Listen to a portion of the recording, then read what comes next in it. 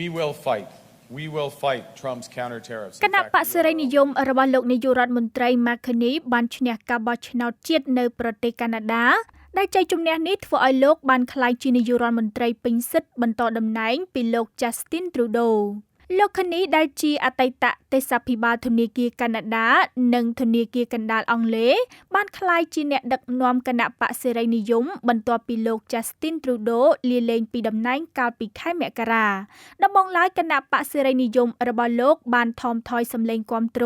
ប៉ុន្តែសន្ទុះនៃការគាំទ្របានកើនឡើងវិញបន្ទាប់ពីប្រធានាធិបតីអាមេរិកលោក Donald Trump បានដាក់ពន្ធលើទំនិញកាណាដាហើយបានស្នើថាកាណាដាគួរតែក្លាយជារដ្ឋទី51របស់សហរដ្ឋអាមេរិកដែលជាសំណើរងការថ្កោលទោសយ៉ាងខ្លាំងនៅទូទាំងប្រទេសកាណាដាយុទ្ធនាការរបស់លោកខនីបានផ្ដោតលើការការពារអធិបតេយ្យភាពនិងសេដ្ឋកិច្ចរបស់កាណាដាដោយសន្យាថានឹងរក្សាពន្ធសងសឹកប្រឆាំងនឹងសហរដ្ឋអាមេរិករហូតទាល់តែមានកិច្ចចរចារវាងភាគីទាំងពីរ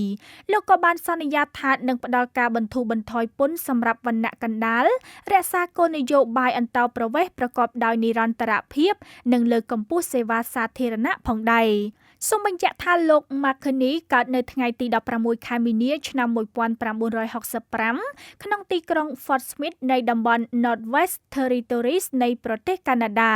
ត្បិតថាបុរសវ័យ59ឆ្នាំរូបនេះខ្វះបទពិសោធន៍ផ្នែកនយោបាយក៏ដោយប៉ុន្តែលោកបានចាប់ផ្ដើមកាន់តំណែងជាទេសភិបាលនៃធនាគារកាណាដា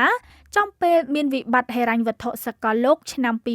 2008ហើយគេសរសើរគាត់មិនដាច់ពីមាត់ចំពោះការចាត់វិធានការរហ័សនិងសម្រេចចិត្តទាន់ពេលត្រឹមត្រូវជួយស្រោចស្រង់ប្រទេសកាណាដាពីការធ្លាក់ចូលវិបត្តិសេដ្ឋកិច្ចដ៏ធ្ងន់ធ្ងរក្នុងឆ្នាំ2013លោកបានចាក់ចេញទៅកាន់តំណែងនៅធនាគារអង់គ្លេសវិញដោយធ្វើការរហូតដល់ឆ្នាំ